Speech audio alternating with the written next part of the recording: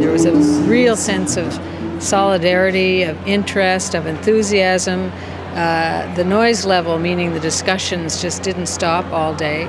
I do not believe that you can discuss sustainable development, that you can plan a green economy without looking at the effects of climate change. We would love to see oceans be part of the green economy and therefore addressed in a much more sustainable way. Je dirais que la gouvernance des hautes mers, c'est vraiment l'un des grands défis du XXIe siècle. There's a very strong sense of commitment within the ocean community that really something needs to happen, and I think something will happen. Le futur viendra des océans. C'est de l'océan que naîtra le destin des civilisations à venir. We obviously need a healthy, sustainable ocean.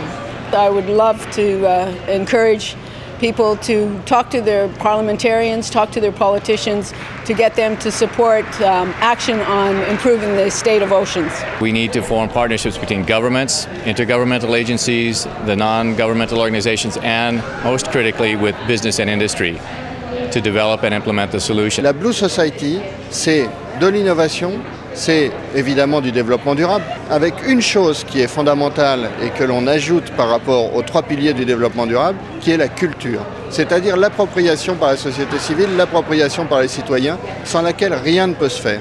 I think one of the most interesting things was on the last panel when we had politicians urging the ocean community to do more, urging the ocean community to talk to their delegates, to say, you know, it is time to do something, urging us to push for a sustainable development goal for the ocean, and really saying that the declaration coming out of this meeting needs to be strong, very, very strong.